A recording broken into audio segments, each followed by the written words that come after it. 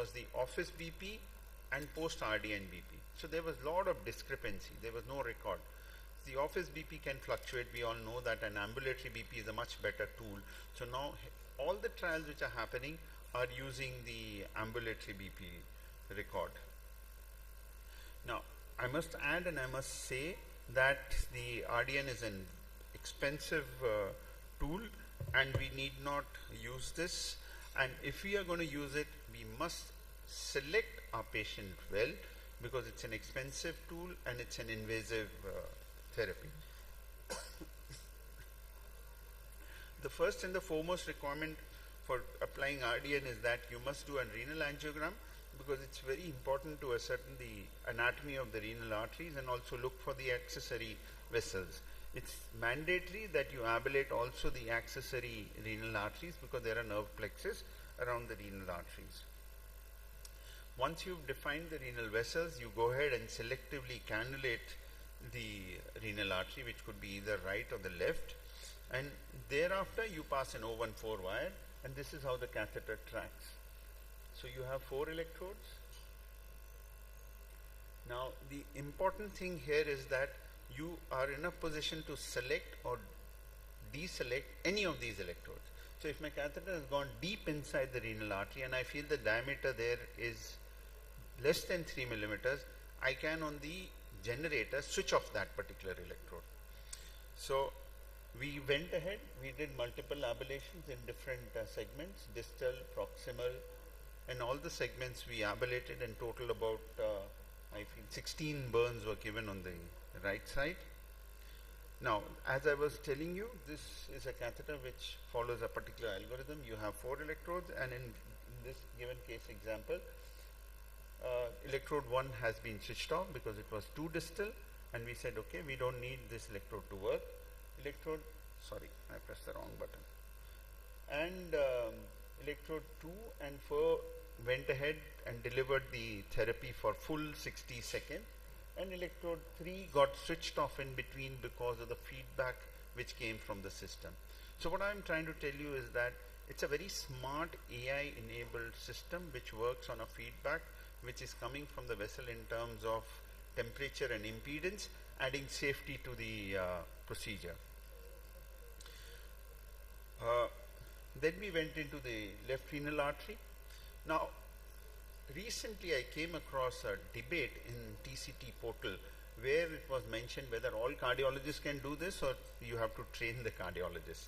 I found that a little funny till the time I did this case. It looks very simple, but it's not so simple. You need to have a very good wire support. The tracking of catheter is not very easy, especially when you do, if you look at the segments here, the left renal artery is pretty tortuous. And it looks very simple procedure that all you have to do is that after doing coronary interventions, we consider ourselves masters, that wherever the wire goes, we can put anything and everything. So it doesn't track. It doesn't track, and it requires a lot of support, requires a lot of precision. So same thing happened if you see a lot of tortuosities. So we were a little patient, and we had to do it patiently, watching the console and all other things. And we selectively cannulated all branches. The wire would come out, and you need a wire with extra support because that helps you track the catheter well. So we went ahead and kind of went into all the important branches and delivered around 16 burns on this side as well. So why is it important to get into all the branches? Because now you know, fact number 1, that there are nerve plexus around all the branches, which is the accessory branches of the renal arteries also. Fact number 2, if you deliver burns in the large vessels, it is ineffective, absolutely ineffective. Why? Because the electrode is very far from the nerve plexus. So the energy delivered to the nerve plexus is very less. As you go, the nerves converge onto the renal arteries, and the distance from the center of the electrode to the nerve plexus reduces. Because the vessel is tapering off, the distance between electrode and the nerve plexus also reduces. So that helps deliver burns very effectively, which kind of translates into an effective therapy. So once you've delivered the burns, you must do the selective angiogram just to see if some damage has been done to the renal vessels or not. This is just to see whether you've done the job well or not.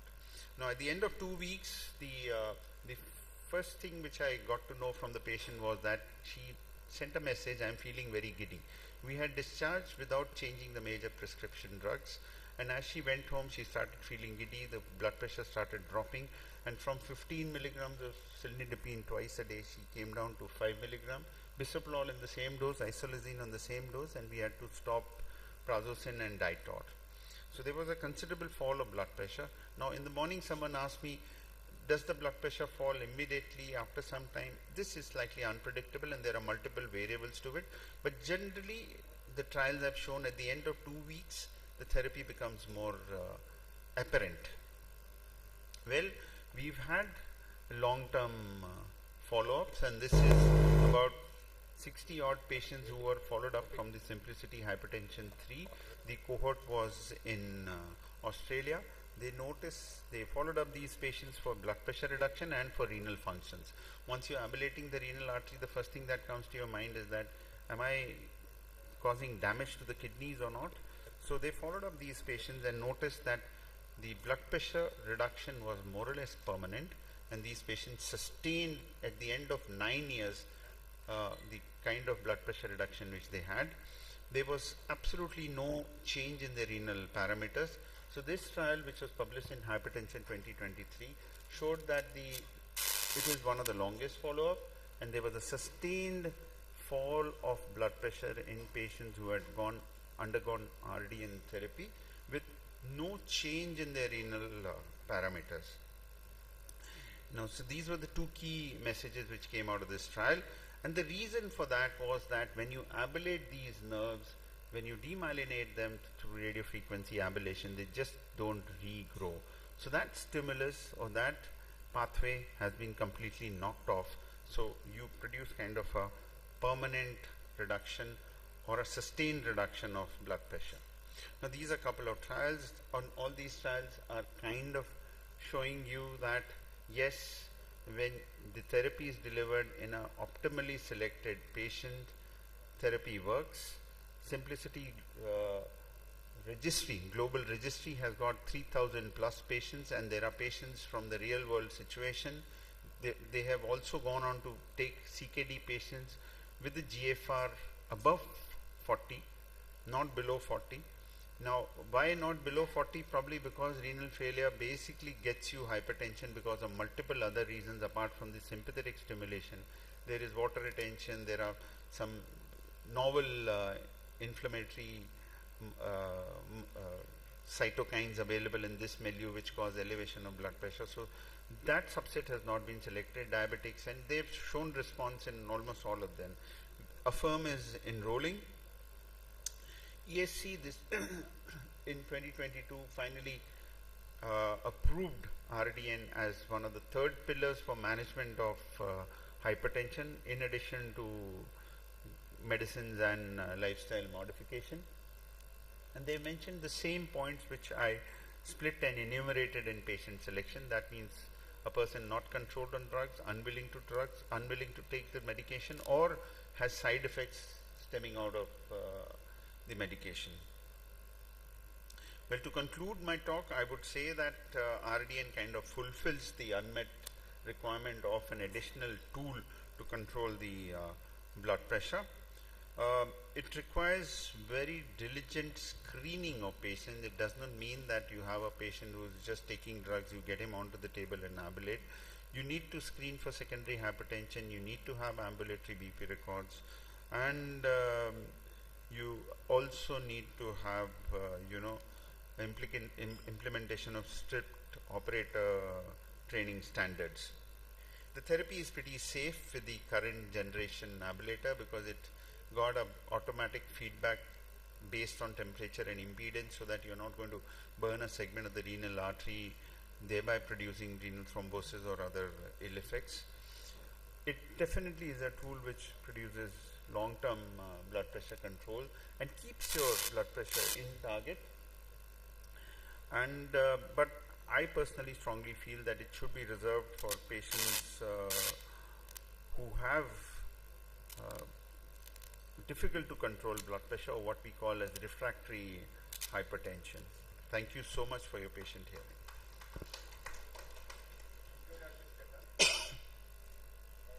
Brilliant overview. Now we are aware that this is one modality. I think there is no recommendation from any society for its use. What the patient who are not controlled or can be this procedure done, where we can try. The house is open. Any comment from the chair, co-chairs, or from the audience? Thank you, sir. It was a wonderful talk. A few things like, I thought of, starting this project in our hospital at Medanta, Patna. But there were a lot of issues, some negative thoughts, some negativism from my colleagues and all. But, and then I talked to the great hypertension expert in the country, Venkatram. Venkatram was absolutely, fringy, very fringy. No, we are not doing justice to our hypertensive patient.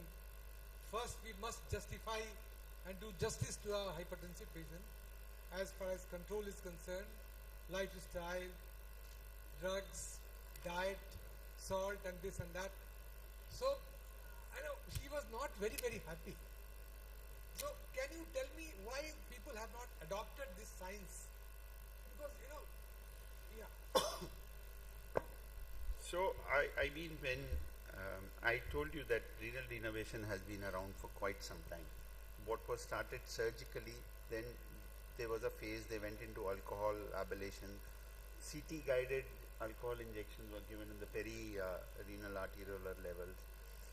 It definitely works, but then came an era where there was a boom of renal denervation percutaneously. Rather than boom, I would say abuse, which brought bad name to therapy. And I told you that the final trial done by Deepak Bhatt showed that it doesn't work. So that was kind of a final nail on the coffin of all the renal denervation catheters in the process of development.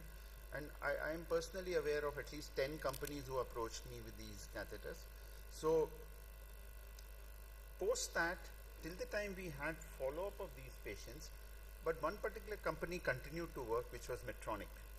They continued to work on it because, and behind the scenes they were also being assisted, to be honest with you, by Deepak Bhatt, because he said we are going to have a follow-up. I cannot put the therapy out. And what came subsequently was, number one, that they did the follow-up of hypertension, Simplicity Hypertension 3, where they clearly demonstrated that at the end of 3 years, those who had undergone renal denervation were having considerably low blood pressures. The first few 20-30 trials which they came, I told you, did not use ambulatory BP. They used just office BP and post-RDN, and they showed 20-30 reduction and showed kind of efficacy, which in a properly conducted trial was not noticed. And then when they went through the reasons as to why it has not worked, then it came to the light, and there were multiple publications highlighting the deficiency of Simplicity Hypertension 3. Now, the point which you mentioned, there is definitely, in medical science, and I always say 1 + 1 is never 2. It can be 11, 21, 30, anything. So, we can never ever be dogmatic about anything. We have to be pragmatic, keeping our eyes and ears open and adopting things which are going to help. You can't write off or at the same time adopt everything which comes your way. So what I have told in the last 20 minutes is that therapy works. It works in a properly selected patient who has to be screened well. You go ahead and do ablation for a person who has an underlying coarctation of aorta. You've not ruled out the secondary causes. A person who's got overt renal failure with creatinines low, creatinine's sky high, so therapy is not going to work. So you need to screen, you need to select your patient well, and then most importantly, you need to deliver therapy well. You need to get into all the accessory, into almost most of the branches, give as many number of burns as possible. And I personally feel there's a lot of work which is going on. It's working at both the extremes. I'm absolutely not advocating the extreme at which it's working in the Western world. is patients who have been newly diagnosed to have hypertension. In those patients, they are saying we'll take them off med. So the trials are on med, off med. So you pick them up early, ablate the renal arteries, and tell them you will not need drugs for rest of your life. Your blood pressure is going to be controlled. But we are absolutely not advocating that at this stage. And even the guidelines, the ESC approval is not for that subset. They are talking that you need, they have left caveats by saying patient may say that I'm unwilling to take, intolerant. So if you have such patient coming to you from a kind of background where monetary issues are not going to trouble, you can go ahead. But I absolutely will not be. Dr. Chatterjee, your question. So I mean, the basis of this therapy is the sympathetic denervation, and you are going to the renal artery, and you are denervating the artery in a very, I mean, you are not selectively inhibiting or destroying the sympathetic artery. You are destroying everything. That's one. So what happens to the heart rate? Can you give me any data about the heart rate achieved after say 6 months or so? Number one. And number three, a process which causes denervation at the time, and probably another few weeks if it's a long action. I mean, the degeneration of the nerve takes few weeks of time. Why after 3 years the blood pressure will fall? So I showed the slide, you didn't pay attention. 9-year follow-up. Once the demyelination, once the nerve is knocked off, it's knocked off permanently. Yeah. It does not regrow. That's why I want to say that it has been knocked off at the time of intervention or after a few weeks. Why it will take 3 years to have that result? That is what I want. No. You are mixing up two things. One is when we do AF ablation or any part of ablation, the effect, you will have AF gone. After 1 or 2 weeks, AF comes back, but at the end of 3 months, because of the modification of the cell structure, fibrosis, it gets permanently, the pathways get knocked off. Similarly here, the nerves get knocked off. Now, these are nerves which are controlling essentially the renin-angiotensin axis, which is coming from the kidney. Correct, sir? So this particular arm is going to get knocked off. You talked about heart rate. Patients who have early morning rise of blood pressure and those who have tachycardia benefit the most from this therapy. We are knocking off the nerve plexus only around the kidney. We are not knocking off all the sympathetic nerves of the body. So there is no change or effect which is going to happen to the heart rate post this therapy. What variables they have put as the ones which will identify a good responder or a responder is those who have very high systolic blood pressure, those who have early morning peak of blood pressure, those who are non-dippers. Non-dippers are those who have no nocturnal fall of blood pressure, those who show phenomenal response with aldosterone as a therapy, aldactone which we use, because this indirectly tells you that the renin-angiotensin axis is pretty activated. So these are markers of responders. The nerve damage is more or less sustained, permanent, and that leads to sustained response, and this is what the trials have told us, the 9-year or 10-year follow-up. There are at least 3 papers of long-term follow-up varying from 5 to 10 years. That is what I wanted to know, the basis. See, the denervation and demyelination. So denervation in few months' time. Then why the blood pressure lowering effect will come after 3 years or so? Because in simplicity. No. I'm not saying blood pressure lowering effect comes at 3 years. Yeah, I didn't. in Blood 6 pressure months, lowering effect comes within 2 weeks. It can happen the next day. But it's in the simplicity. But it is trial, sustained. It did not come in 6 months' time. That is what the Yes. study No, said. that was a sham control arm. So I gave you all the reasons why it didn't come in simplicity hypertension 3. Because you have one arm where you do renal denervation, in the other arm you have patients where you change all the medicines. 40% of patients in the control arm had change of medication. That means you added drugs or replaced the drugs. You didn't do this for the renal denervation arm. This is what publication at the end of 3 years showed. 40% had change of medication. Sir. Number 2, average number of burns was only 11. Number 3, the catheter was unipolar. Circumferential burns were less than 5%. Therapy ineffectively delivered by operators who had experienced 50% only 2 patients and 30% had given only 1 patient. Inexperience. But the proof of the pudding lies in its taste. If you see at the end of 3 years, all those who were in the RDN arm had sustained response, whereas those in the control arm did not have that kind of response, and those who had crossed over also showed response. So what I'm indirectly saying, it works. In the first 6 months it didn't show response. Probably the reason is that there was change in the therapy. Had you not changed therapy of the control arm, it would have been significant even at that stage. I think the cost is cost of this treatment is very high. Pardon? Cost is around 6 lakhs, sir. for a treatment of hypertension. I told you. Absolutely. Okay. Can I invite Rajaram sir from Hyderabad to make some comments on renal nerve therapy? Our guest from Hyderabad. You have any comment?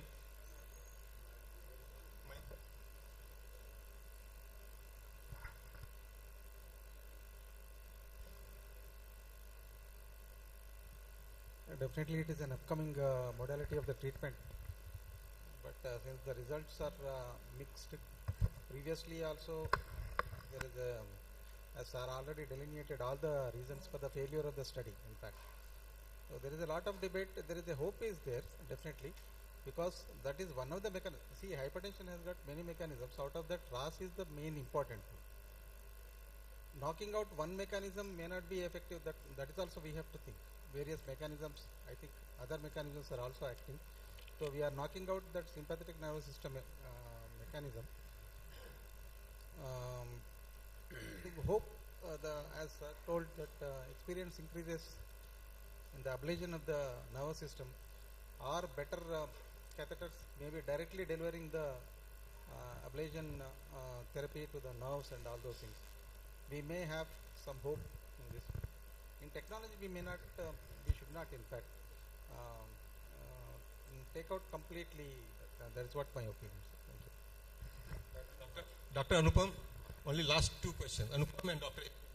Then we'll finish this session. Thank you, sir. Sir, thank you for a very interesting talk.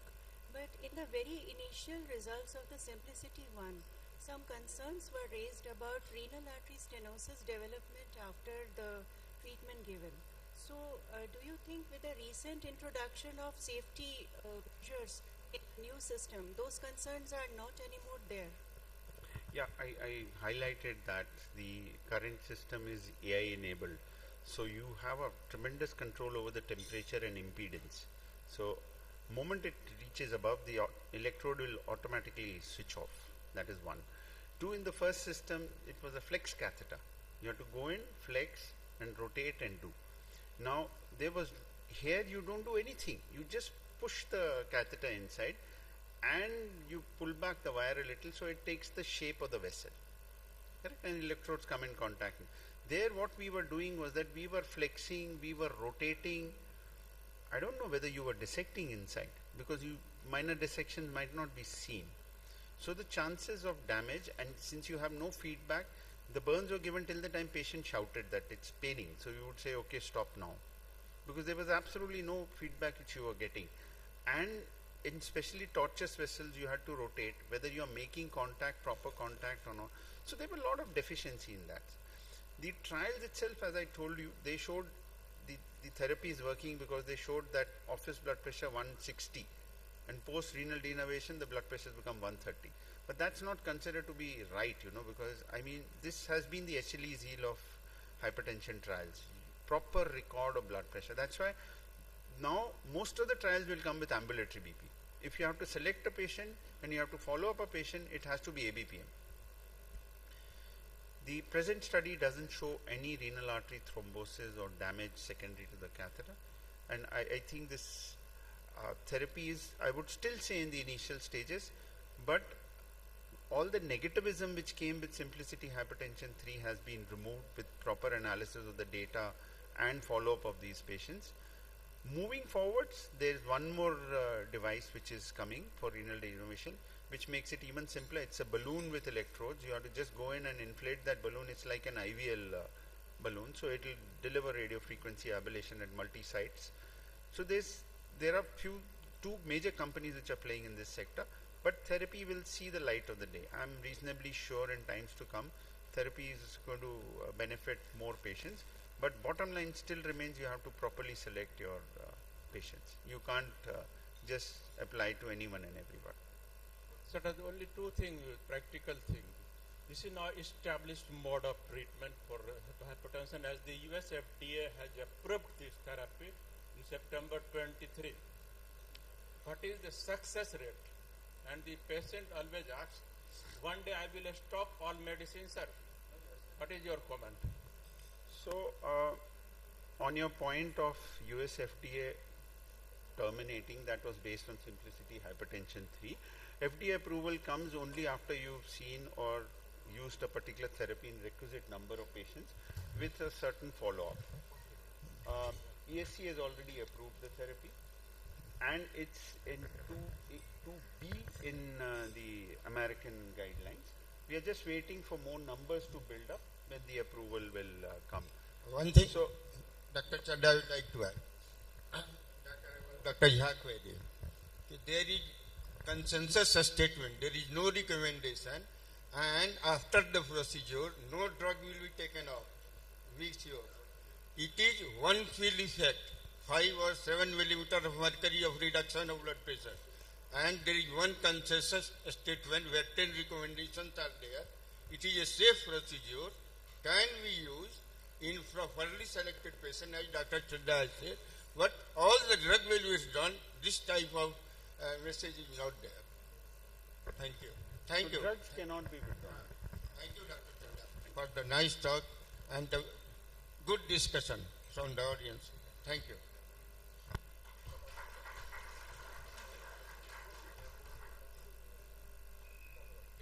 Thank you, Bipin. Just for the next session.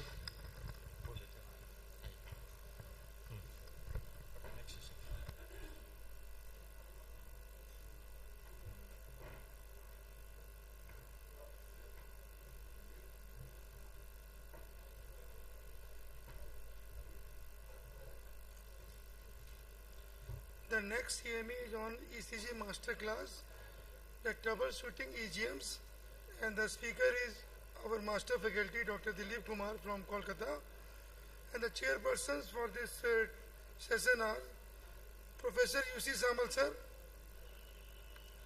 Dr. S.H. Chatterjee, Professor V.P. Sinha sir, Dr. V.V. Bharti, and Dr. Vipin Kumar.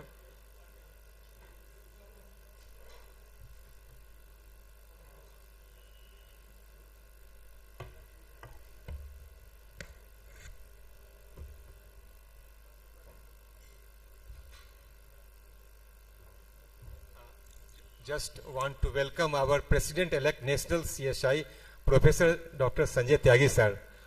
We are lucky to have Professor Sanjay Tyagi sir. Welcome, sir.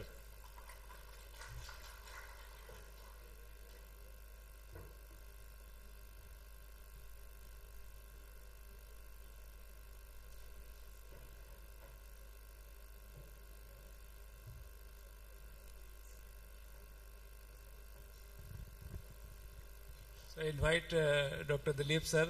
He will speak on EGM related troubleshooting EGMs and pacemaker. Thank you and good evening everyone, and thanks for this invitation and this opportunity.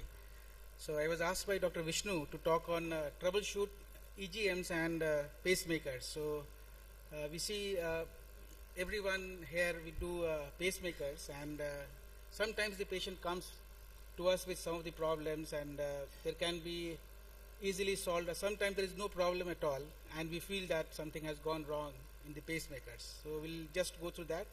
But before I proceed further, the role of programming, which was there 15-20 years back, is no more the same as of now, because the machines, the devices have become a lot more intelligent. A lot of algorithms are there. They fix their problems themselves, like Van Quebec phenomenon, like PMT, pacemaker tachycardia. There are a lot of algorithms are there. There are PVC response, and so many things are there. Auto PVAR. So machine can do so many things on their own, but we do need to know the physiology and the kind of exact mechanism how it works.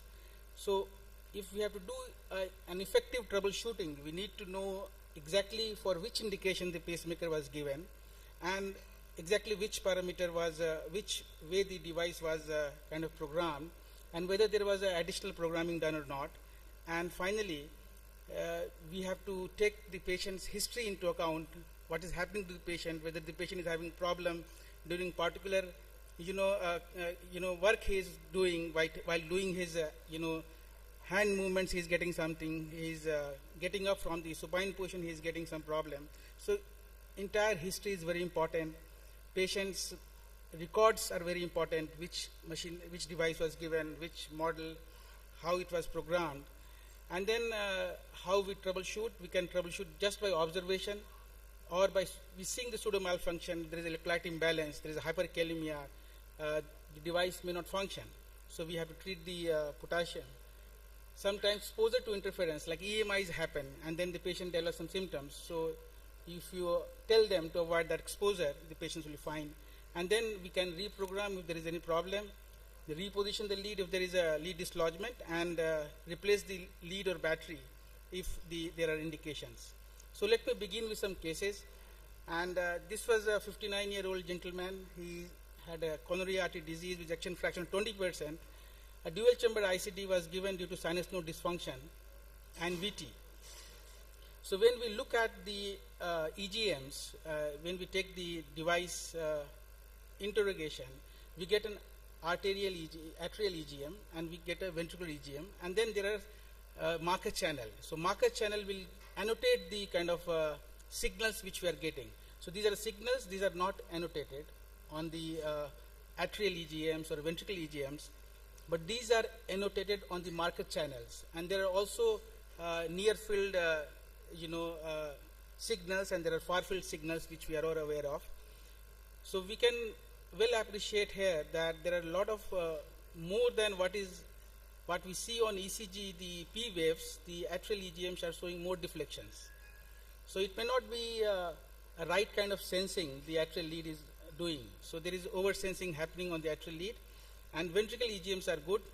We can see here the ventricle signals are matching with the ventricle paced complexes or sensed complexes. So if there is a sensed complex, there is a ventricle signal, but the atrial signals are not matching up. You can see here the multiple atrial signals there, so over sensing. So we need to check the underlying rhythm. So there was a OVO mode, and we can see here we have stopped the pacing, we have stopped the atrial sensing, we are only doing the ventricle sensing, and we can see things are pretty fine. But when we check atrial pacing, it was also good. We can see 1:1 pacing with the atrial lead. So there's a problem. This was a problem with atrial sensing, and this was the X-ray. The atrial lead has dislodged, but it's still touching the atrial myocardium, and that's why it's pacing, but there is oversensing. So the mode was given as DVIR to this patient. So both the atrial and ventricle will pace, but will sense only ventricle. So that we can avoid oversensing, and we can avoid a lot of unnecessary triggered pacing. So we have to make it a inhibitory mode, not the triggered mode. So this is how it happens. There is a atrial pacing followed by ventricular pacing. If there is no sense, atrial sensing is followed by, normally AS V pace is the interval which happens. Here it doesn't happen. There is only AP VP. So the ventricular pace will come at the interval of VP interval, where we have fixed the lower rate. It will not go with the atrial pace, atrial sense and V pace triggered mode. So there will be a DDI. It will not trigger. So these are the modes which we all are aware of. We are not going in detail. So this was another case which the patient was symptomatic, and the patient was given a dual chamber pacemaker for trifascicular block. But what we can appreciate here is there is a P and a QRS, and PR interval is hugely prolonged. Whether it is a first degree AV block is going on, why the pacemaker is not working, what's happening there, and whether the P is embedded here or not. So we are not clear. So we need to go for the programmer, and what we can see here, the atrial sense and AR is the atrial sense in refractory period. So atrial activity is happening in between, but the ventricular pace is not happening. So ventricular pace is not following every atrial sense because it is following in AR. So what's the problem? The problem was the sense AV was made as 320 milliseconds, and the P warp was 250 milliseconds. So the atrial refractory period becomes much more, and the tracking rate is only 105 per minute. So we have to reduce the sense AV. Let's have some discussion on this. Yeah. Can we have some discussion?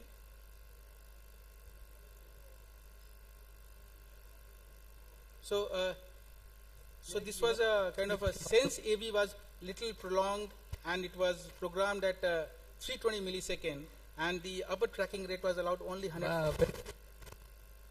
Very. In progress. So what we did was the sense AV was made as 150. So we all know the sense AV and pace AV is 160, 140, 140, 130. It's not like 230 millisecond unless there are separate indications. So upper tracking rate was made as 120, and then you can see 1:1 conduction, and that seemingly prolonged PR has gone because we had programmed a sense AV interval of 230 milliseconds. So PR will automatically come to 230 milliseconds, and the upper tracking rate will not allow all the P to be tracked because we have fixed the upper rate at 105. So we have to increase the upper tracking rate to 120 millisecond. We have to reduce the sense AV to 150 or less than even that we can do, and P warp. So total should be less than around 450, 450, so that your tracking rate can go higher. So this is a very interesting ECG, where if you don't get this beat, you will not feel that there is any abnormality. There is atrial pacing going on, and when we are comfortable, we feel that everything is going on well. But this particular kind of beat tells us that their first pacing was ventricle and followed by a kind of another pacing. So what is this? So initially, if there is a ventricle pacing, the second pacing can't be at interval of 110 millisecond. It can't be.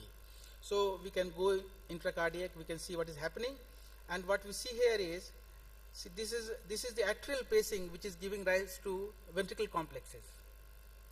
So this was a switching of the atrial lead which went into ventricle port, and ventricle lead went into atrial lead.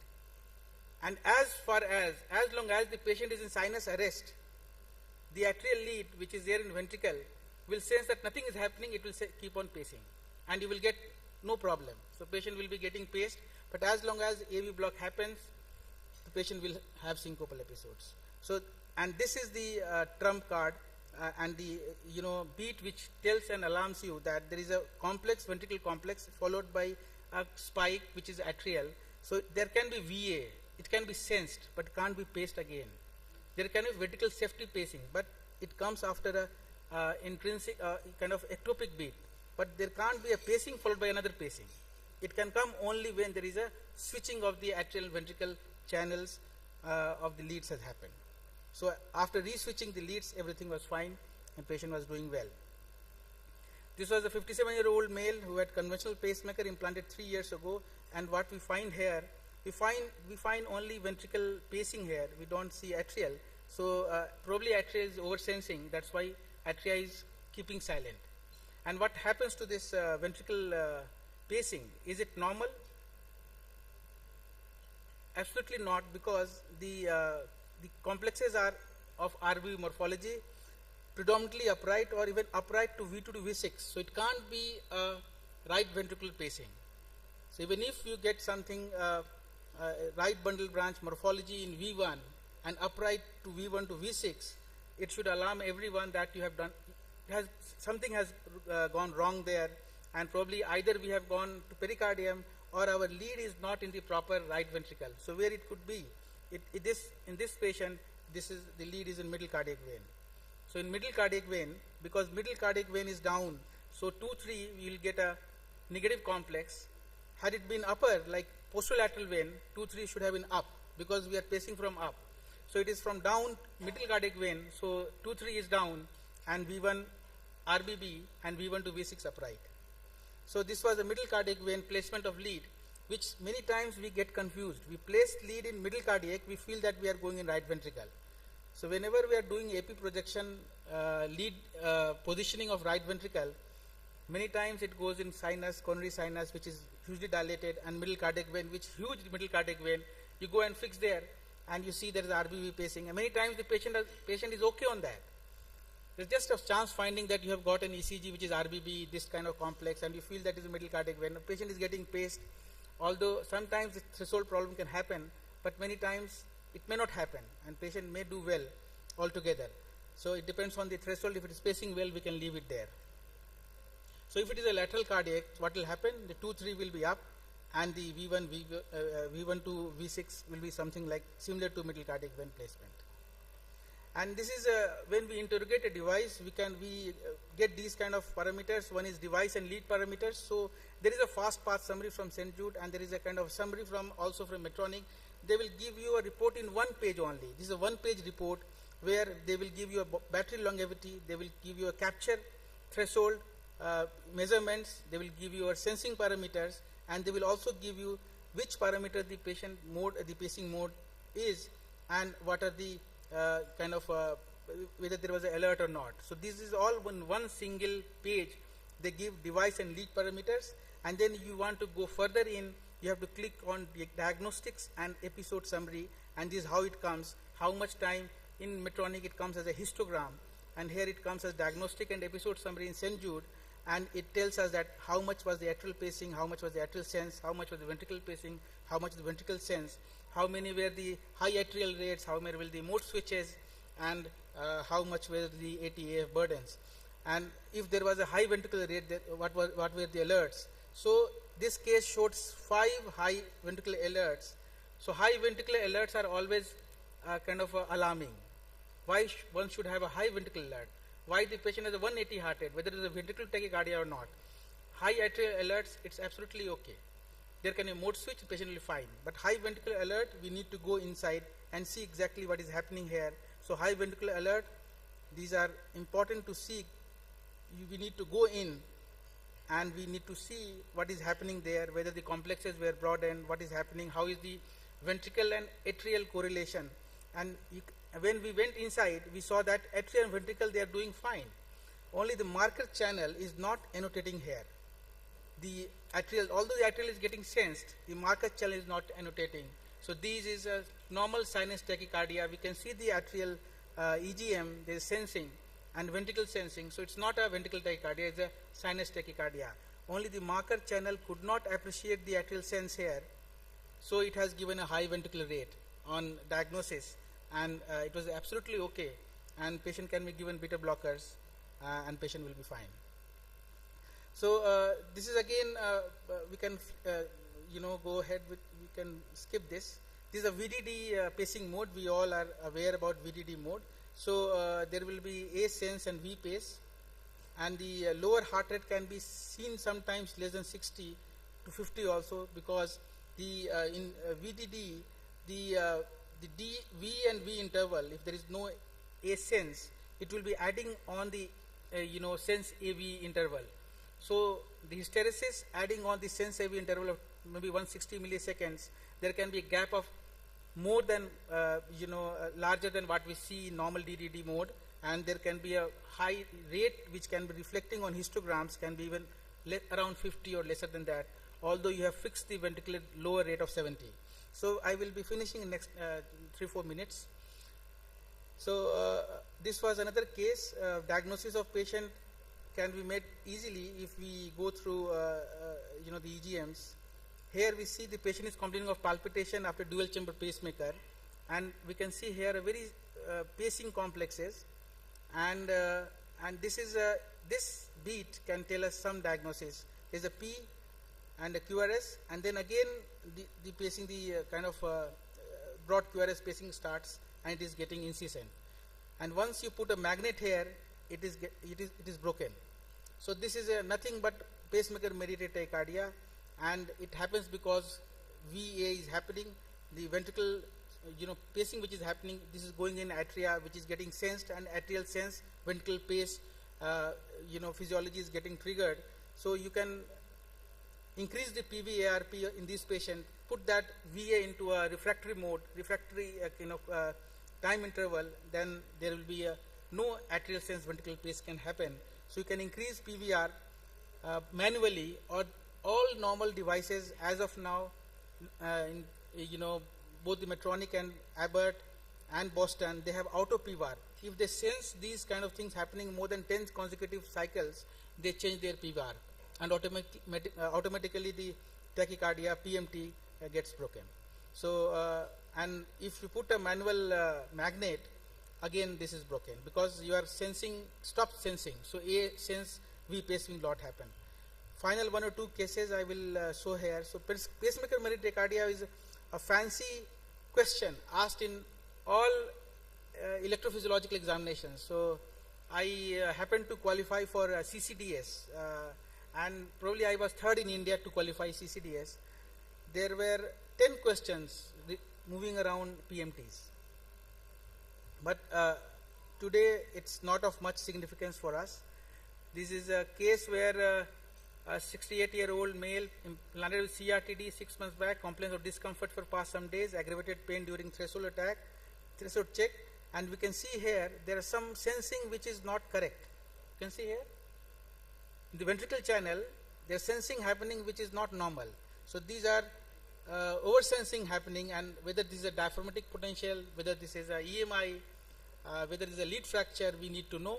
So EMI will happen on both the channels, because in EMI situation, both the atrial and ventricle exposed, so both the channels will show oversensing, and this is only on ventricle and only on near field. It means this is a kind of a local problem of diaphragmatic potential. It is sensing, and on chest X-ray we can see the ventricle lead has gone beyond the cardiac silhouette, and it has punctured out, and it is sensing the diaphragmatic potentials. So we have to reposition this. So this is a EMI, atrial, ventricle, both are showing oversensing. Noise in all channels, and this is a sensing in SVC coil to CAN. It means there is only the far field signals are showing, there is oversensing. So it means it is a skeletal muscle oversensing. So this is a lead fracture and loose screw. So there will be a make and break kind of oversensing patterns. And this is the final ECG, the last one. Here the CRT programmed to DDD mode, and what is happening here, you can see the pacing loss is happening here. Why the pacing loss is happening? Because when we go into the EGM, this T wave is sensed as again a QRS complex. So the next QRS, this is not getting paced as a bi-V mode, and that is where you have to fiddle with your decay and delay, and oversensing of T wave has to be avoided. And post ECG, after the programming of the decay delay, avoiding the oversensing of T, now there is a 1:1 or around 100% of bi-V pacing going on. With this, I close here. Thank you so much for the patient hearing.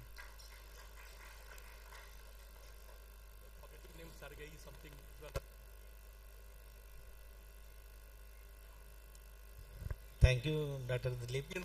You have shown the very complex cases. Actually, in clinical practice, usually we are not getting so much cases nowadays because of most of the recent devices. Those who were opposed to Stalin, handle this problem. They were put inside psychiatric. But you have shown the difficult cases, are very difficult understanding. Further, when you start reading all these things, you know about how during Nazi Holocaust, or what all these things happened to thank you. blacks who were brought to for slavery to US, other parts. Hello. So many things happened. Many things happened. It has been a nice talk. Of course, many of things we could not understand, but we must know that pacemakers are, as the pacemakers and the CRT device are going more and more complex, it is becoming difficult for people like us to understand these things.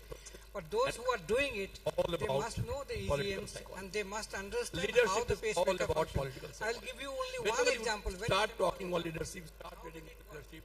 One of my patients It's had a pacemaker, 80% simple pacemaker, and then one day he came, which is pulse rate was 40 per minute, but he was absolutely asymptomatic. And there was a lot of hue and cry that the pacemaker is not working properly. When the ECG was taken, there was one paced beat, then one premature beat, then one paced beat. So these premature beats were not being conducted to the pulse, he was asymptomatic.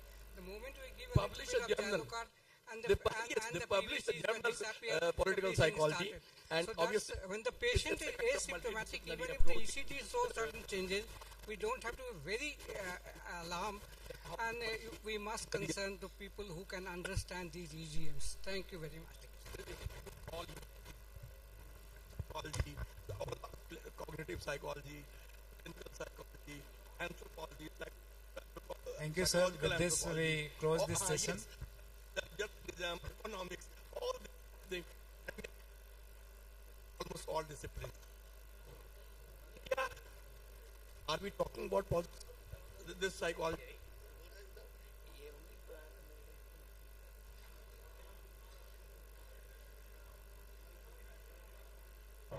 Votes go towards one party. Something temple comes, vote towards another party. Some kind of slogan is given. Hello. On CSI Bihar chapter, welcome Dr. N. Pratap Kumar. Sir, welcome, sir.